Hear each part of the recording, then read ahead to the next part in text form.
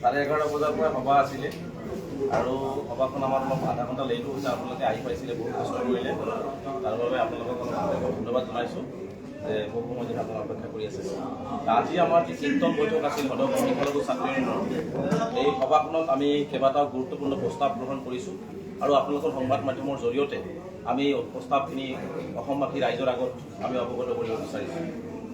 আপোনালোকে জানে যে সমষ্টিৰ সীমা নিৰ্ধাৰণ প্ৰক্ৰিয়া ইতিমধ্যে খচৰা প্ৰকাশ কৰা হৈছে আৰু এই ক্ষেত্ৰতে আজি চিন্তন বৈঠকখন অনুষ্ঠিত কৰা হৈছিল।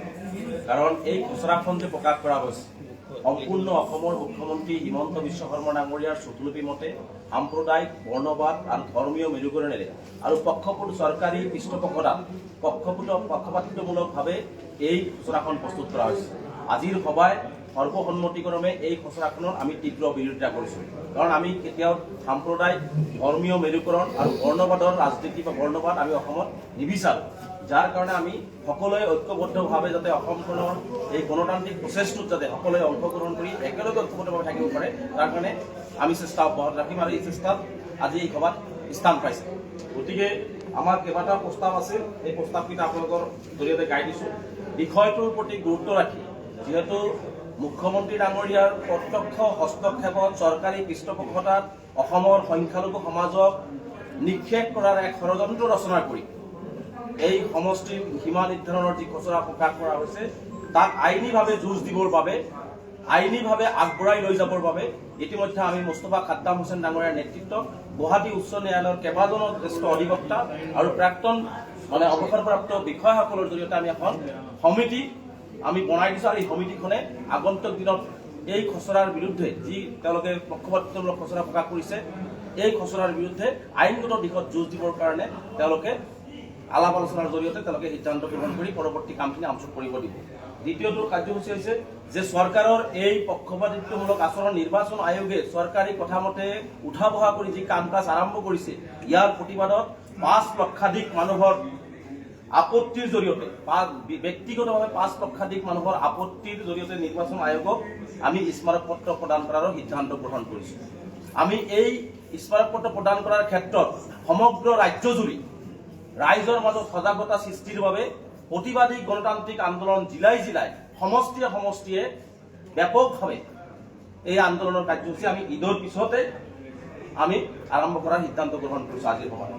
আৰু এটা কথা হৈছে যে আমি খুব কম দিনৰ ভিতৰত, হয়তো সন্মুখত ঈদ কাৰণে ঈদৰ পিছেই 2 পিছতেই গুৱাহাটীত আমি বৃহৎ আকাৰে সমষ্টিৰ সীমা নিৰ্ধাৰণ প্ৰক্ৰিয়াত যি বেমেজালি দেখা দিছে, যি আহ্বান দেখা দিছে আৰু যি ধৰণে চৰকাৰে ষড়যন্ত্ৰমূলকভাৱে কাৰোবাক বলি কৰিব বিচৰা হৈছে, প্ৰতাৰিত কৰিব বিচাৰিছে কোনো যিবিলাক জনগোষ্ঠীক, তাৰ বিৰুদ্ধে আমি গুৱাহাটীত আমি এখন ধৰ্ণা কাৰ্যসূচী ৰূপায়ণ কৰাৰ সিদ্ধান্ত গ্ৰহণ কৰিছোঁ।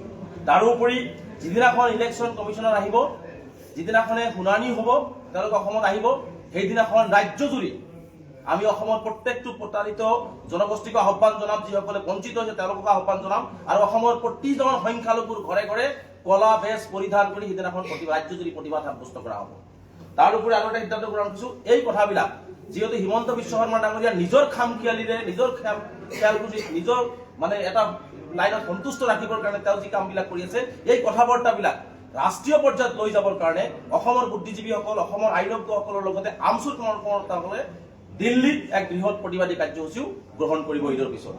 তাৰোপৰিও আমি আৰু এটা প্ৰস্তাৱ গ্ৰহণ কৰিছোঁ যে সংবিধানখন যিহেতু ইয়াত সংবিধানৰ কনষ্টিটিউশ্যন এক্ট ইয়াত মানা হোৱা নাই, ডেলিমিটেশ্যন এক্ট ইয়াত মানা হোৱা নাই, গতিকে সংবিধানখন ৰক্ষা কৰাৰ দায়িত্ব প্ৰতিজন ভাৰতীয় নাগৰিকৰ, আমাৰো আছে।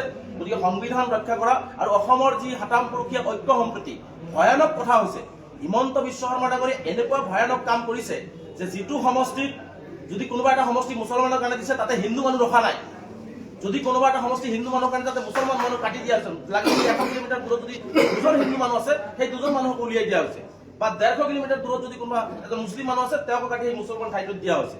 গতিকে এটা ভয়ানক ষড়যন্ত্ৰ অসমৰ কাৰণে, কাৰণ আমি অসমত কেতিয়াও হিন্দু মুছলমানটো বিচৰা নাই, কেতিয়াও আমি হিন্দু মুছলমান লৈ কাজিয়া সৃষ্টি কৰাটো আমি কেতিয়াও কামনা নকৰোঁ। কিন্তু হিমন্ত বিশ্ব শৰ্মা ডাঙৰীয়াৰ নিৰ্বাচনী বৈতাৰণি পাৰ কৰিবৰ কাৰণে, নিজৰ স্বাৰ্থ সিদ্ধি কৰিবৰ কাৰণে তেওঁ সমষ্টিবিলাক যেনেকুৱা ধৰণে ভাগ কৰিছে, আৰু যেনেকুৱা ধৰণে মানুহক বণ্টন কৰিছে, এই বণ্টনে কিন্তু অসমৰ কাৰণে কিন্তু অহনি সংকেত কঢ়িয়াই আনিব।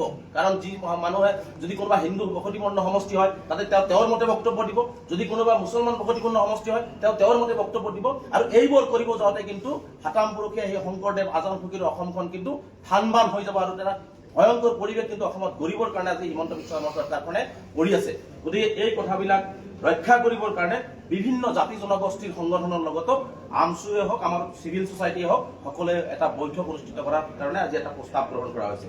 লগতে বিভিন্ন অসমৰ প্ৰগতিশীল বিভিন্ন জনগোষ্ঠীৰ বিশেষ ব্যক্তিসকলক আমি নিমন্ত্ৰণ জনাম যে অসমখন ৰক্ষা কৰিবৰ কাৰণে, সংবিধানখন ৰক্ষা কৰিবৰ কাৰণে আৰু অসমখনক যাতে আমি একেলগে ঐক্যবদ্ধভাৱে চলিব পাৰোঁ তাৰ কাৰণে পৰামৰ্শ গ্ৰহণ কৰিবৰ কাৰণেও আমি প্ৰগতিশীল অসমৰ বিভিন্ন জনগোষ্ঠীৰ বিশেষ ব্যক্তিসকলক লৈ আমি বৈঠক অনুষ্ঠিত কৰিম। গতিকে আজিৰ আপোনালোকৰ জৰিয়তে আজিৰ এই চিন্তন বৈঠকৰ প্ৰস্তাৱসমূহ আপোনালোকৰ আগত আমি কৈ দিলোঁ আৰু পৰৱৰ্তী পৰ্যায়ত আমি ব্যাপকভাৱে এই প্ৰস্তাৱবোৰ কাৰ্যকৰী কৰাৰ লগতে অসমখনক ৰক্ষা কৰাৰ কাৰণে, সংখ্যালঘুসকলৰ সাংবিধানিক অধিকাৰ ৰক্ষা কৰাৰ কাৰণে আমি যিমান দূৰ গণতান্ত্ৰিকভাৱে আন্দোলন কৰি যুঁজ দিব লাগে, আইনগত হওক ৰাস্তাতেই হওক, আমি যুঁজ দিবৰ কাৰণে সাজু হৈছোঁ।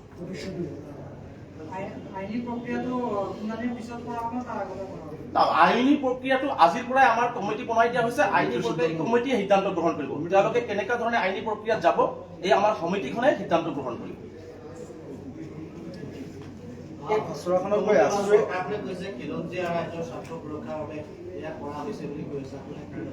চাওক, ইয়াত খিলঞ্জীয়া সংজ্ঞাই নিৰূপণ হোৱা নাই। ক'ত খিলঞ্জীয়া অখিলঞ্জীয়া? ক'ৰবাত এনেকুৱা চিষ্টেম কৰা হৈছে যে নামনি অসমত মুছলমানৰ চিট কমাই দিয়া হৈছে। খোলাখুলিকে কৈছো আপোনালোকক, কোচ ৰাজবংশীসকলৰ চিট কমাই দিয়া হৈছে। কাৰোবাক এক চিট দিয়াৰ নামত, কোনোবা জনগোষ্ঠী সন্তুষ্ট কৰাৰ নামত কাৰোবাক বেছিকে দিয়া হৈছে। গতিকে এনেকুৱা ধৰণে কাম কৰিছে। গতিকে খিলঞ্জীয়া অখিলঞ্জীয়া কথা তেওঁৰ খেয়াল খুচি মতে, তেওঁৰ চুতলপিত যিহেতু হৈছে, তেওঁৰ সুবিধা কৰি মুখ্যমন্ত্ৰী ডাঙৰীয়াৰ সুবিধাৰ্থে যিখিনি কৰিবলগীয়া আছিল তেওঁ সেইখিনি কৰিছে। অসমৰ কোনো জনগোষ্ঠীৰ কাৰণে, অসমখনৰ হিতৰ কাৰণে, কোনো খিলঞ্জীয়া অখিলঞ্জীয়াৰ কাৰণে তেওঁ এই খচৰা প্ৰস্তুত কৰা নাই। তেওঁৰ ব্যক্তিগত স্বাৰ্থ লাভালাভৰ কাৰণে আৰু তেওঁৰ গাদীখন সুৰক্ষিত কৰিবৰ কাৰণে হিমন্ত বিশ্ব শৰ্মা ডাঙৰীয়াই অসমখনক এনেকুৱা থান-মান কৰি খচৰা প্ৰস্তুত কৰিছে। আছুৱে কিন্তু এই খচৰাখনক লৈ সমৰ্থন কৰিছে। চাওক, আছুৱে কি কৰিছে নকৰিছে সেইটো আছুৰ ব্যক্তিগত বিষয়। আমি যিহেতু এই খচৰাখনক লৈ সন্তুষ্ট নহয় আৰু যিহেতু এই খচৰাখনে এটা অশনি সংকেত অসমৰ কাৰণে কঢ়িয়াই আনি আছে আৰু দেখিছো ইয়াত ধৰ্মীয় বিভাজন কৰা হৈছে, সাম্প্ৰদায়িক কৰা হৈছে, বৰ্ণবাদ কৰা হৈছে আৰু ইয়াত সংখ্যাগুৰুৰ মাজত ভাগ কৰি সংখ্যালঘুসকলক মানে আচলতে ৰাজনৈতিকভাৱেও নিক্ষেপ কৰাৰ ষড়যন্ত্ৰ ৰচনা কৰা হৈছে। গতিকে তাৰে প্ৰতিবাদ আমি সাব্যস্ত কৰি আছো আৰু তাৰ কাৰণে আমি প্ৰতিবাদ কৰি যাম। আছুৰ ষ্টেণ্ডটো আছুৰ লগত থাকিব। আছুৱে কি ষ্টেণ্ড দিছে নিদিছে তেওঁলোকৰ ব্যক্তিগত, মই পুনৰবাৰ কৈছো আছুৰ ষ্টেণ্ডটো ব্যক্তিগত বিষয়। কিন্তু আমি আছুকো আহ্বান জনাম, যি আছুৱে NRC-খন কমপ্লিট হওক বুলি কৈছিল, কৰি পেলাই সমষ্টি ডেলিমিটেশ্যন কৰিব লাগে বুলি কৈছিলে, যি আছুৱে অসমৰ পৰিস্থিতি ভাল নহয় বুলি কৈ ডেলিমিটেশ্যন ৰোধ কৰিছিলে, যি আছুৱে সমষ্টি বৃদ্ধি হ'ব লাগে বুলি কৈছিলে, সেই আছুৱে যদি আজি সমৰ্থন কৰে তেনেহ'লে কাৰ কথাত উঠা বহা কৰি আছে এই কথাটো আপোনালোকে উপলব্ধি কৰক। গতিকে আছুকো আমি আহ্বান জনাম, অসমখনৰ প্ৰতি ভাল যদি সকলোৰে মনোভাৱ ভাল লওক আৰু অসমখনৰ সকলো জাতি জনগোষ্ঠীক ঐক্যবদ্ধভাৱে আগবঢ়াই লৈ যোৱাৰ ক্ষেত্ৰত আছুৱে এক অগ্ৰণী ভূমিকা গ্ৰহণ কৰক। Thank U.